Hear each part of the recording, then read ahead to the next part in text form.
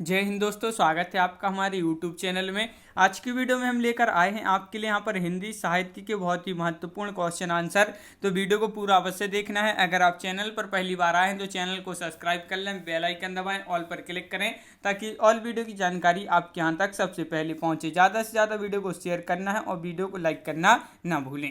तो स्टार्ट करते हैं आज का अपना। यहाँ पर फर्स्ट क्वेश्चन है, घूरे का लत्ता बीने और कनातन का डोल बांधे जैसे शीर्षक किस लेखक ने दिया था। तो ये जो शीर्षक है, ये शीर्षक है जैसा, ये शीर्षक किसने दिया था। ये चार विकल्प आपके यहाँ पर दिए गए हैं। आंसर बनता है तो आप कमेंट में आंसर जरूर बताएं क्या होगा इसका राइट आंसर। तो ये जो है शीर्षक किस लेखक ने दिया था, तो आपका यहाँ पर सही आंसर है प्रताप नारायण मिश्र। विकल्प नंबर बी आपका यहाँ पर सही आंसर है, बिल्कुल सही। विकल्प नंबर बी आपका राइट आंसर। ये क्वेश्चन आपके जो है किसी न किसी एग्जाम में जरूर पूछे गए क्वेश्चन है, महत्वपूर्ण क्वेश्चन है। क्वेश्चन नंबर 202 का क्वेश्चन यहाँ पर पूछा गया है। क्या पूछा गया है? कीरति भनति भूति भली सोई, सुर सरी सम सब कह हित होई। तुलसीदास की इस पंक्ति में कौन सा काव्य प्रयोजन स्पष्ट है? ये आपके लिए यहाँ पर काव्य प्रयोजन बताना है, कौन सा काव्य प्रयोजन इसमें स्पष्ट है। तो क्वेश्चन नंबर 202 का राइट आंसर आपका यहाँ पर जो सही आंसर है वह आपका यहाँ पर विकल्प नंबर सी लोक मंगल आपका यहाँ पर सही आंसर होगा। लोक मंगल आपका राइट आंसर है, बिल्कुल सही, बहुत बढ़िया। क्वेश्चन नंबर 203 क्या पूछा है? करुण ए मधुमय देश हमारा, ए किसने कहा है? ध्रुव सौमनी या कॉर्नेलिया, देवसेना या मधुलिका। तो क्वेश्चन नंबर 203 का आपका जो सही आंसर होगा 203 का भाई क्या होगा राइट आंसर, ये बताना है। तो 203 का विकल्प नंबर सी कॉर्नेलिया आपका यहाँ पर सही आंसर होगा, बिल्कुल सही। विकल्प नंबर आपका सी यहाँ पर राइट आंसर है। क्वेश्चन नंबर 204 आपसे यहाँ पर जो पूछा गया है वह क्या पूछा गया है, तो देख लेते हैं। अरुण एह मधुमय देश हमारा गीत प्रसाद जी की किस कृति में है? झरना में है, लहर में, ध्रुव सौमनी या चंद्रगुप्त।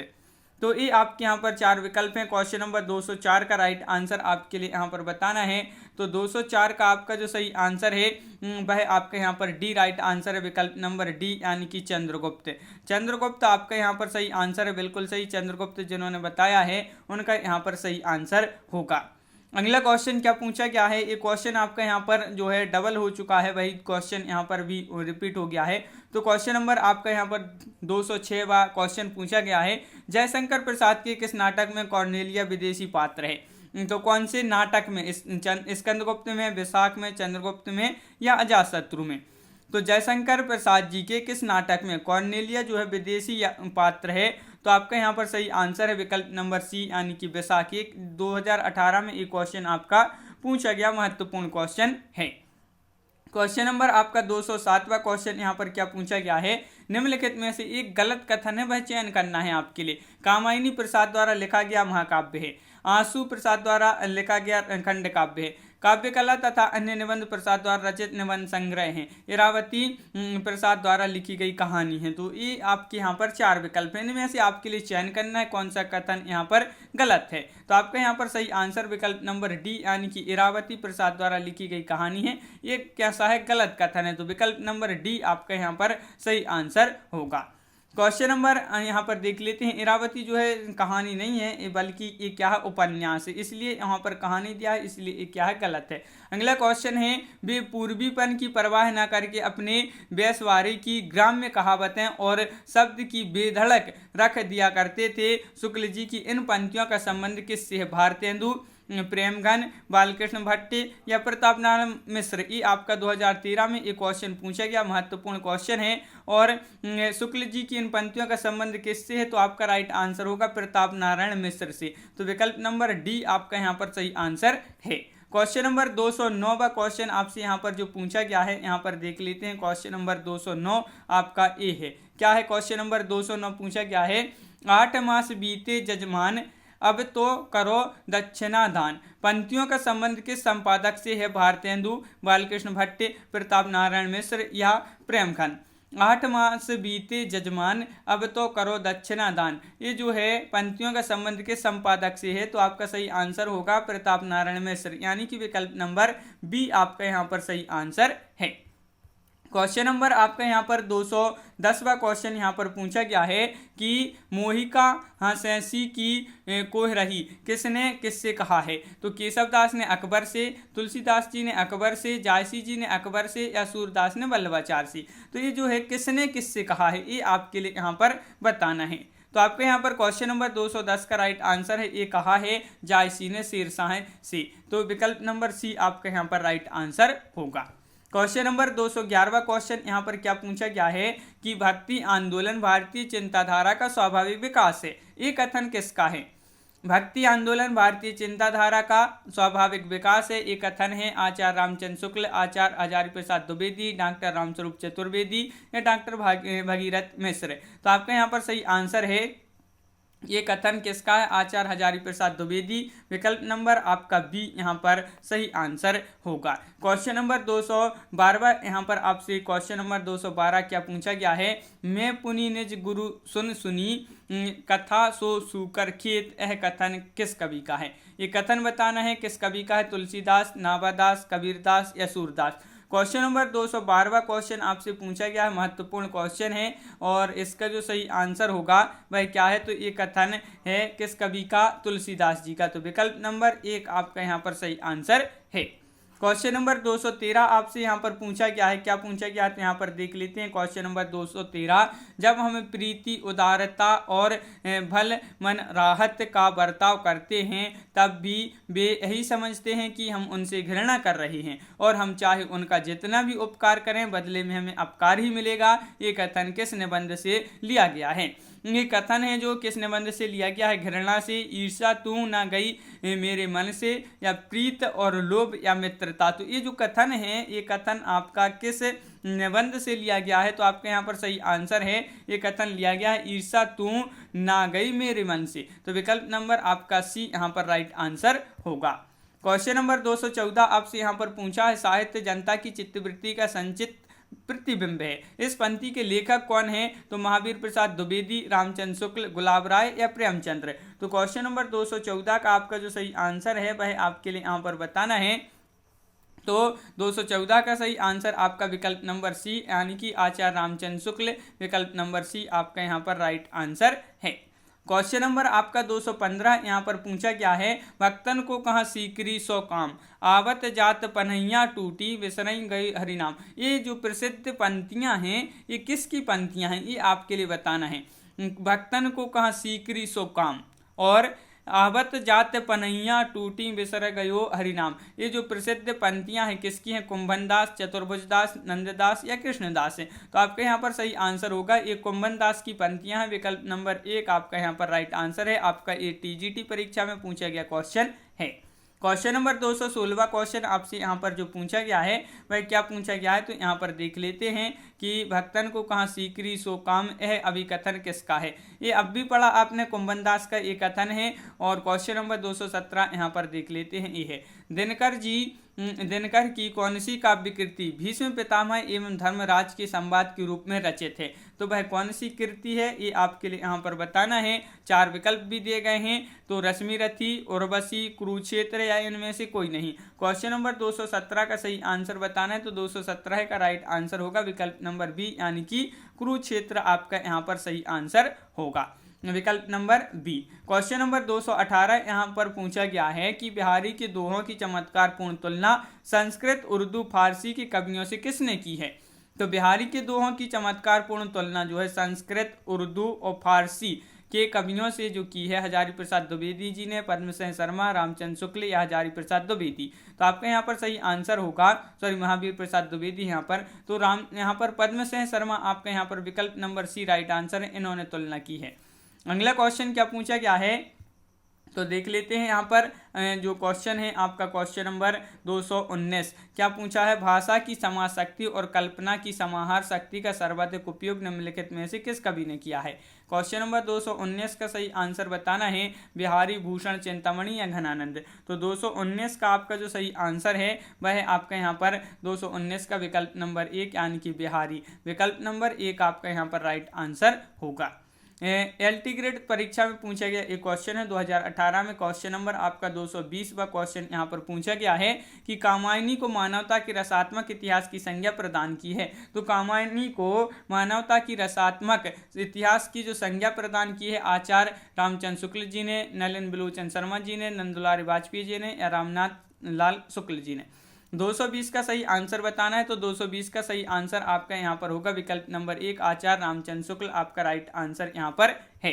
क्वेश्चन नंबर आपका 221 पूछा गया है कि शहर में कोई किसी की जाति नहीं पूछता, शहर के लोगों की जाति का क्या ठिकाना है।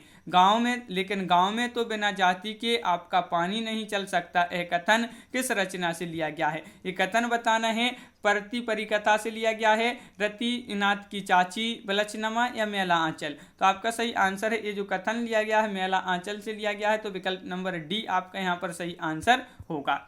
क्वेश्चन नंबर आपका यहाँ पर 222वां क्वेश्चन आपसे यहाँ पर जो पूछा गया है, क्या पूछा गया है? वह पूछा गया है कि आचार्य रामचंद्र शुक्ल ने किस कवि को कठिन काव्य का प्रेत कहा था। तो 222वां क्वेश्चन है, महत्वपूर्ण क्वेश्चन है कि आचार्य रामचंद्र शुक्ल जी ने किस कवि को कठिन काव्य का प्रेत कहा है, भूषण, देव, केशव या पद्माकर।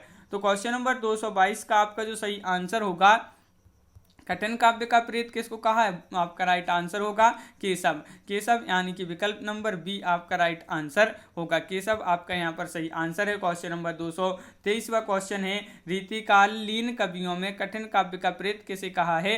तो देखिए रीतिकालीन कवियों में भी जो है आपका केशव दास यहाँ पर राइट आंसर होगा। 2014 में ये क्वेश्चन जो है 2 परीक्षा में पूछा गया, महत्वपूर्ण क्वेश्चन था। कठिन काव्य का प्रेत किस कवि को, ये क्वेश्चन फिर से आपका यहाँ पर पूछा गया, डबल हो गया है, केशव को कहा जाता है। 84 वैष्णव की वार्ता और 252 वैष्णव की वार्ता मूल रूप से है, ये क्या है, ये आपके लिए यहाँ पर 225 में आपके लिए बताना है क्या है। तो जीवन वृत्त है, आत्मकथा है, कथा कहानी है या निबंध है। तो क्वेश्चन नंबर 225 का आपका जो सही आंसर है ये क्या है, तो आपका यहाँ पर राइट आंसर होगा 225 का विकल्प नंबर 1 यानी कि जीवन वृत्त है। क्या है? जीवन वृत्त यानी कि विकल्प नंबर 1 आपका यहाँ पर राइट आंसर है।